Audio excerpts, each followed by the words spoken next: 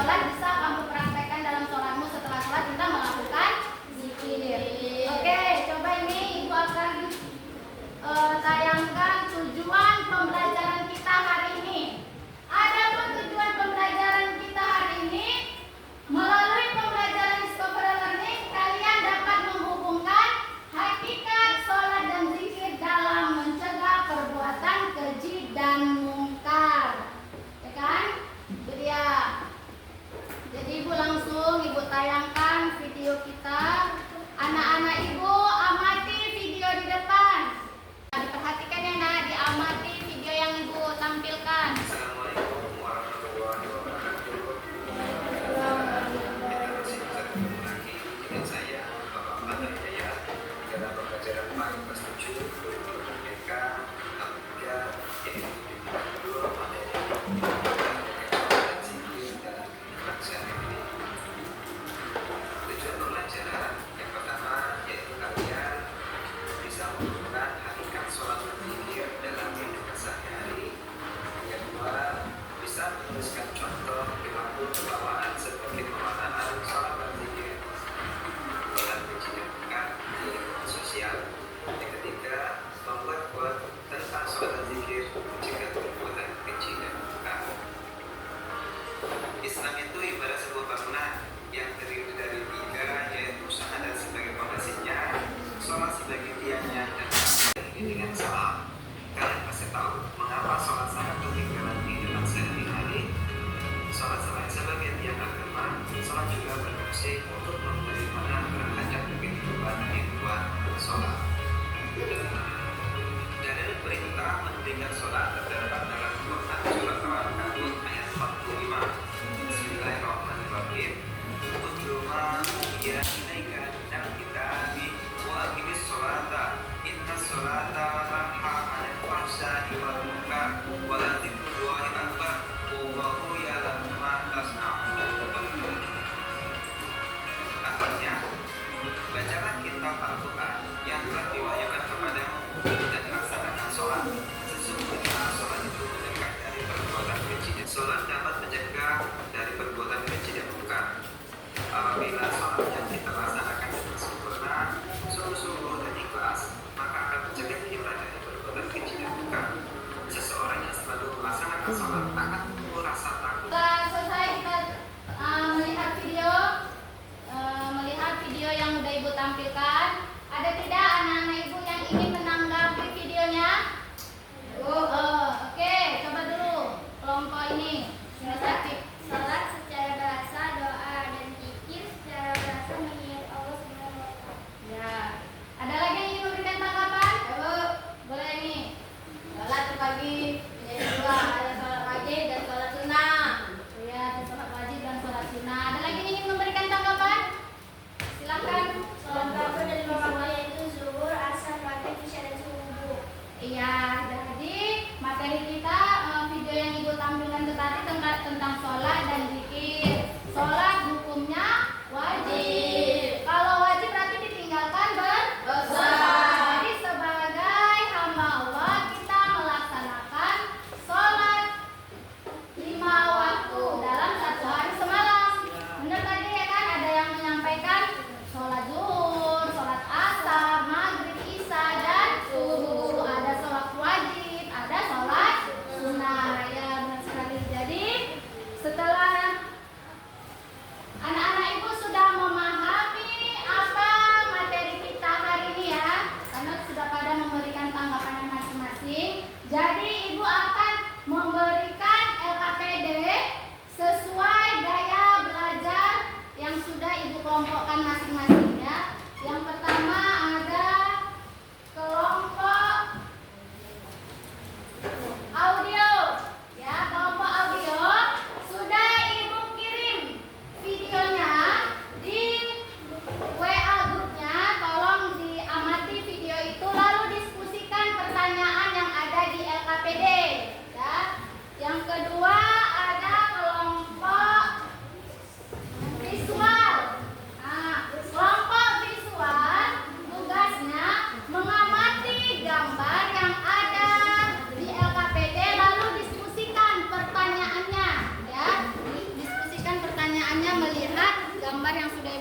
disediakan.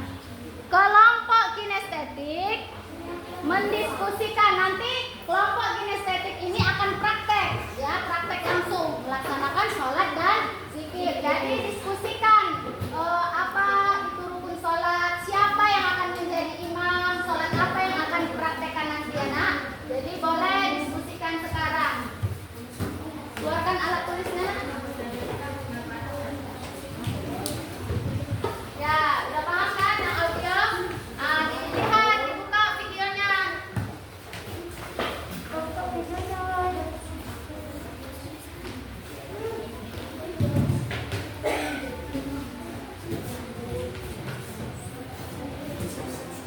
Ya, sudah jelas ya. Kalau yang untuk visual, itu kan ada gambar ya, yang visual.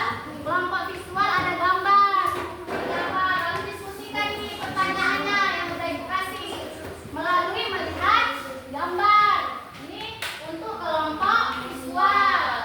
Kelompok audio, nih linknya sudah ibu kirim di WA, ya, di WA kelompok audio.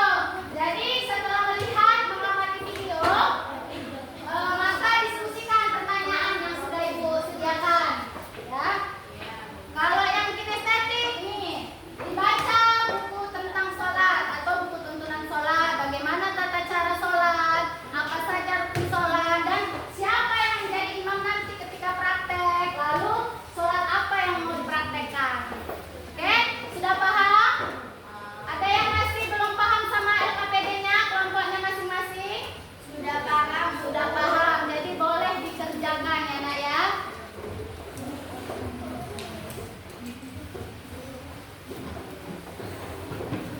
Bagi siapa yang baca, siapa yang ini mana atas jawabannya. Diperhatikan gambar. Yang pertama apa? Orang sholat zikir. Apa ini? Kewajiban sholat. Apalagi ini? Nah, sholat itu apa? Sebagai jadi kita sudah melihat ini gambarnya. Apa saja dong keutamaannya? Sholat itu komunikasi Allah sama Allah. Yang meninggalkannya, maka sungguh dia telah merupakan akal. Baiklah, kita langsung ke materi. Yang pertama, makna sholat. Secara bahasa, sholat diartikan sebagai doa. Ya, doa untuk meminta kebaikan. Sedangkan istilah sholat dipahami sebagai sebuah doa dan perkataan sehari-hari. Sholat sebagai tindakan.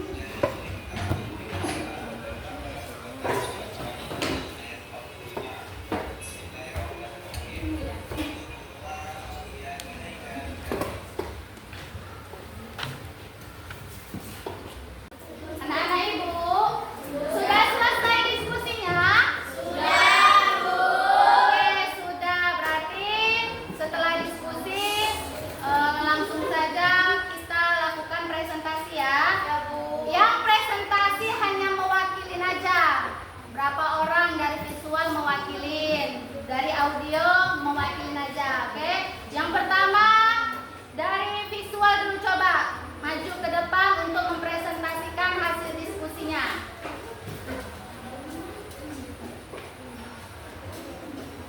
Dari sini lah.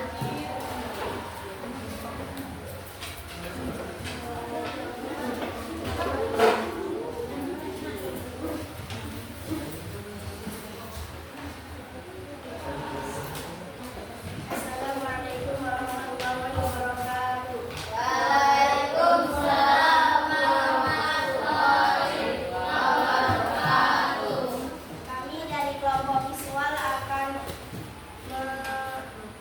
mempresentasikan hasil dari diskusi kami.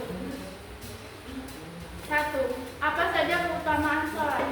Keutamaan sholat ada 5, yaitu 1. Kewajiban agama. Sholat adalah salah satu rukun Islam yang wajib dilaksanakan oleh setiap muslim. Melaksanakan sholat merupakan bentuk kepatuhan kepada Allah. 2. Menghubungkan dengan Allah.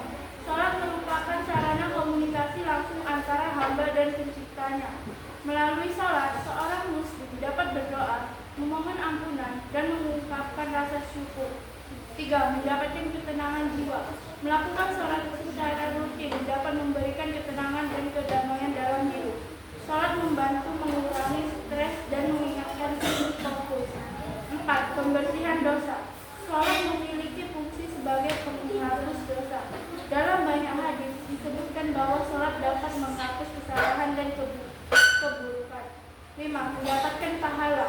Setiap kali melaksanakan sholat, seorang muslim akan mendapatkan pahala dari Allah. Pahala ini berlipat ganda, terutama jika dilakukan di masjid atau pada waktu-waktu tertentu. 2. Mengapa dikatakan sholat katakan zikir? Sholat disebut zikir karena ia merupakan salah satu bentuk pengingatan dan pengabdian kepada Allah. Dalam sholat kita mengucapkan kalimat-kalimat yang memujinya, mengingatnya, dan berdoa kepadanya. Zikir secara umum berarti mengingat Allah dalam menyebut namanya, mengucapkan pujian dan berdoa.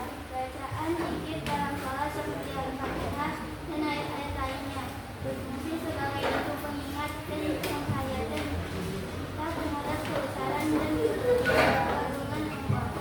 Jadi sholat dan zikir memiliki hubungan yang erat, di mana sholat adalah salah satu bentuk pelaksanaan zikir yang dan 3. Apa inti dari hakikat sholat? Sholat merupakan rahmat Allah yang dianugerahkan kepada hambanya. Allah memberi petunjuk kepada mereka untuk bisa melaksanakannya dan memperkenalkannya sebagai rahmat bagi mereka dan kehormatan bagi mereka, supaya dengan sholat tersebut mereka memperoleh kemuliaan darinya dan keberuntungan karena dekat dengannya. Demikian hasil presentasi kami dari kelompok visual. Assalamualaikum warahmatullahi wabarakatuh. Waalaikumsalam warahmatullahi wabarakatuh. Berikan tepuk tangan kepada kelompok visual. Oke. Dari kelompok visual, kelompok lain ada yang ingin memberikan pertanyaan atau tanggapannya, dipersilahkan. Ada? Tidak ada. Berarti sudah jelas ya? Sudah paham? Oke. Selanjutnya kelompok audio, dipersilahkan untuk mempresentasikan hasil diskusinya. Silakan audio. Ini nak di tengah.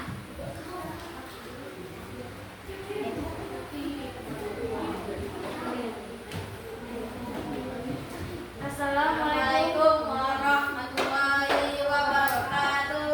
Waalaikumsalam warahmatullahi wabarakatuh. Dari kelompok audio ingin mempresentasikan hasil diskusi kami. 1. Apa sajakah manfaat sholat dan zikir? 1. Tertanamnya akidah tauhid dalam jiwa seseorang. 2. Hubungan antara manusia dengan Allah akan terjalin baik. 3. Kedamaian, keamanan, dan keselamatan dari Allah Subhanahu wa Ta'ala. 4. Membiasakan seseorang pada perbuatan atau perkataan yang baik dan bermanfaat. 5. Menumbuhkan akhlak mulia, mulai seperti amanah, jujur, dan upaya menjauhkan diri dari perbuatan keji dan munkar. 2. Mengapa sholat dapat menghindari perbuatan keji dan munkar?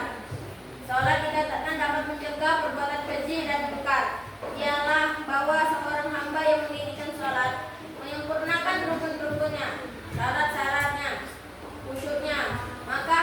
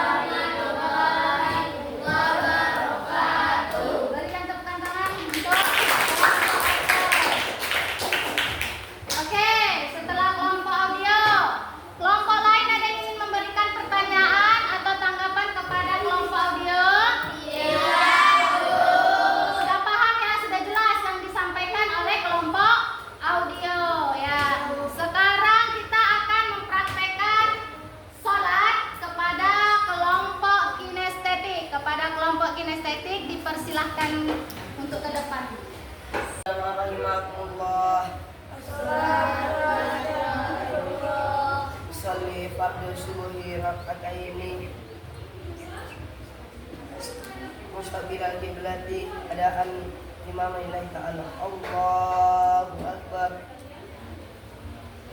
Allahu akbar kabira walhamdulillahi katsira wa Kat. Sudah gitu nah. Salatu la ilaha illallah. Usolli fardhu subuhi rak'ataini mustaqbilal qiblati adaan imaman lillahi ta'ala. Allahu akbar.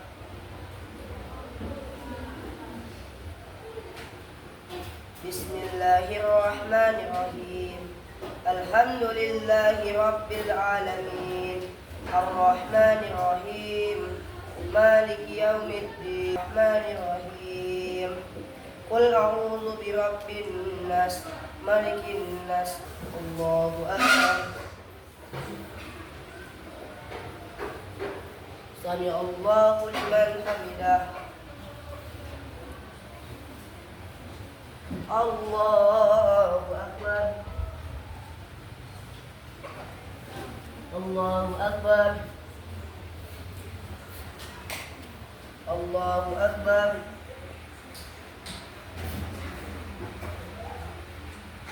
Allahu akbar. Assalamualaikum warahmatullah. Assalamualaikum warahmatullah. Astaghfirullahaladzim. Astaghfirullahaladzim. Astaghfirullahaladzim. Alladzi la ilaha illa huwal hayyul qayyum wa atubu ilaih. La ilaha illallah wahdahu la syarika lah. Lahul mulku wa lahul hamdu yuhyi wa yumiitu. Ya Rabbi anta maulana. Subhanallah.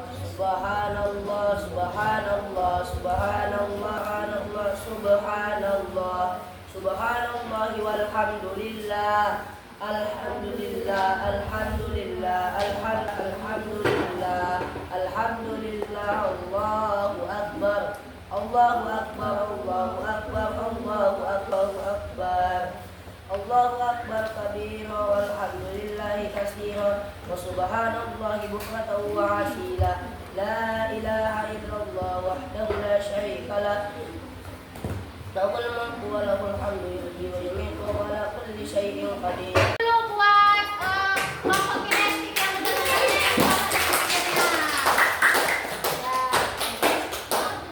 Oke, terima kasih kepada anak-anak ibu, kepada kelompok visual, kelompok audio, kelompok kinestetik sudah berdiskusi dengan baik dan mempresentasikan hasilnya dengan bagus dan baik. Apalagi kinestetik tadi ya, praktek sholatnya sangat bagus. Oke, bagus sekali.